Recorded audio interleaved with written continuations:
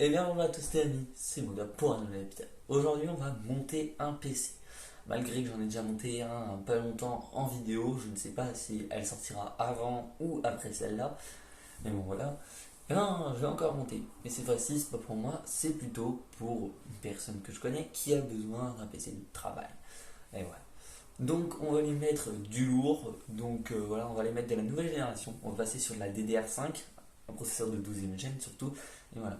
Faut savoir un truc, c'est un PC de travail, mais pour lui, il a surtout besoin de la vitesse du processeur, du multicœur, et si pour ouvrir les applications, les logiciels assez vite, donc un très bon M.2. Donc c'est pour ça qu'au début, vous allez, je sais pas, parce que là je vais faire la vidéo, mais je ne sais pas si quand je ferai le montage du PC, il aura encore une ancienne carte graphique, voilà, ou s'il en aura une nouvelle, peu importe. Enfin, en tout cas, la carte graphique, c'est pas le plus pressant. Donc, si vous voyez qu'il a une ancienne carte graphique qui est vraiment ancienne, ne soyez pas choqués. Il la changera plus tard, mais pour l'instant, voilà. Bon, c'est parti, je vous montre les composants. Après, on fait le montage et on le lance. Allez, c'est parti. Le stockage pour ce PC sera un M.2 de chez Corsair, un MP600 Pro XT de 1 Tera, donc un super gros M.2. Pour la RAM, on sera sur la Corsair Vengeance DDR5, donc à 3200, donc à 5600 MHz. On a 16 Go x2, donc on a 32 Go. Donc on est en C36. Pour la carte mère, on sera sur une Pro Z690 à Wi-Fi de chez MSI. Pour le processeur, on est sur un i7 12700K. Donc c'est le nouveau i7 qui sera bon du coup pour du multicœur. Pour le boîtier, nous sommes sur un 4000D Airflow de chez Corsair, donc qui peut accueillir une carte mère en format ATX. Pour le water cooling, on est sur un Mac Core Liquid 360R V2, donc de chez MSI, avec du coup le compatibilité LGA 1700. Pour l'alimentation, on sera sur RM750X, du coup de chez Corsair. Très très grosse alimentation.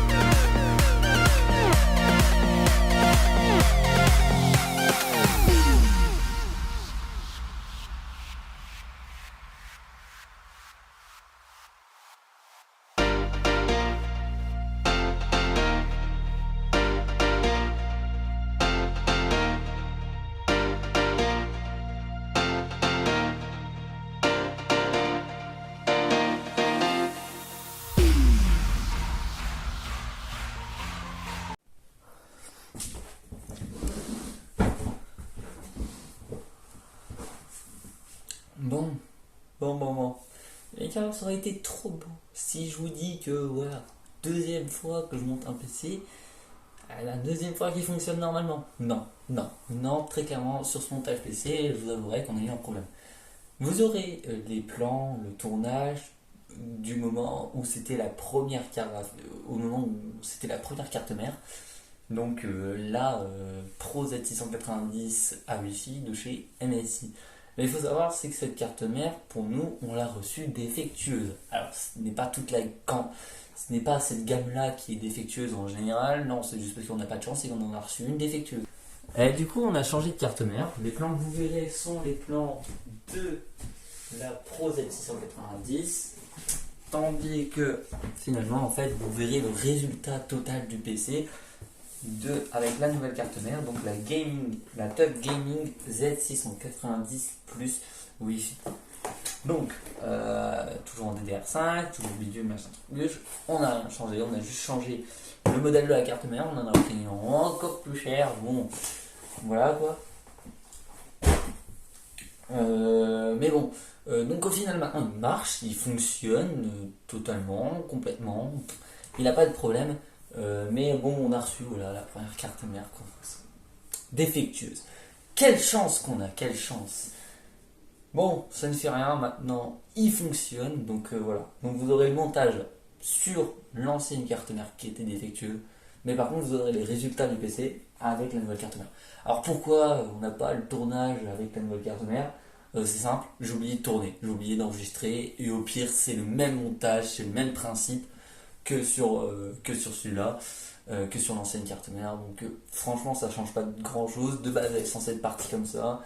Bon, je vous montre juste que voilà, on a bien changé de carte mère, donc vous dites pas à la fin, bah merde, il a pas la même carte mère, c'est tout à fait normal. Donc voilà, c'est tout ce que je voulais vous dire. Moi je vous laisse pour de prochaines vidéos, enfin je vous laisse avec la suite de la vidéo.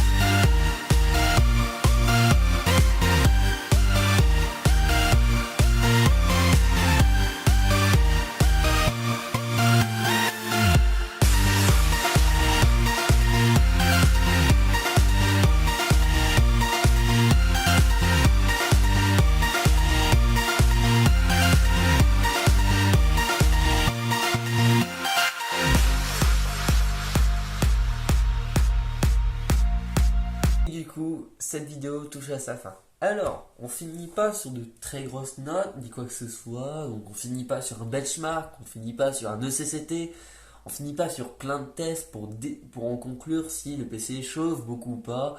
En tout cas, voilà, c'est à peu près tout ce que je peux avoir parce que ce n'est pas mon PC, ce n'est pas à moi, donc je peux pas installer tout ce que je veux dessus, en faire des tests, puis voilà, le laisser comme ça. Même si derrière je désinstalle tout, je ne peux pas me permettre de faire ça, c'est pas le bien. Et puis c'est tout pour moi. Mais j'ai quand même réussi à me concocter une petite image du coup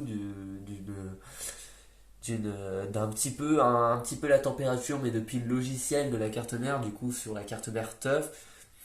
Donc où on voyait que au repos, on était dans les environs, il me semble, de 27 degrés processeur au repos. Donc franchement, c'est très très bon. Ce que je peux en dire sur ce water cooling aussi, sur sur le 360 R V2 de chez MSI, c'est qu'il est pas cher et pourtant il fait très bien le taf. Les ventilateurs sont très très beaux, surtout en RGB. Franchement, il est, il est super beau. Donc franchement, on finit sur une bonne note pour le water cooling. Et du coup, ouais, j'ai un 1700. Je pense que franchement, le processeur, de toute façon, il chauffera pas, enfin je pense pas qu'on pourra atteindre les 90 degrés, voire même les 80 degrés avec ce water cooling. Après peut-être que je me trompe, je sais pas, à moins de le mettre au maximum avec un ECCT, peut-être. Mais en tout cas voilà. En tout cas, pas de 3D Mark, surtout que le 3D Mark de toute façon nous aurait servi à rien, parce qu'avec la carte graphique, enfin, ça aurait servi pour savoir les points sur le processeur, pour les températures sur le processeur, voire à la limite, parce qu'il tournerait. Mais pour la carte graphique, ça ne nous servira à rien, parce que c'est une Quadro K4200. Le processeur, voilà. Après, la plus grosse température qu'on a pu enregistrer, c'est, il me semble, 43 degrés. Parce que le processeur s'était mis à tourner à, je sais plus combien de pourcents. Enfin, en tout cas, le processeur s'était un petit peu accéléré et 43 degrés. Enfin, en tout cas, ça restait très convenable. Aussi, un point qu'il faut retenir, c'est que là, on est sur un 27 degrés au repos, mais avec les ventilateurs en mode silencieux. En fait, on a mis le mode silencieux, et en mode silencieux, il n'y a que les ventilateurs qui sont branchés sur CPI Fan qui tournent. Et sur CPI Fan, d'ailleurs, les trois ventilateurs du water cooling sont branchés du coup en un seul sur CPI Fan.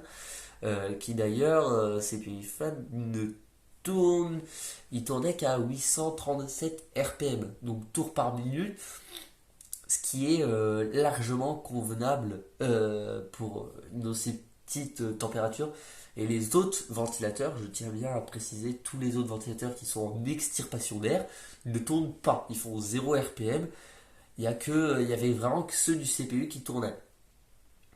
Donc c'est pour vous dire que franchement voilà, je pense pas que le processeur va chauffer, je pense vraiment pas.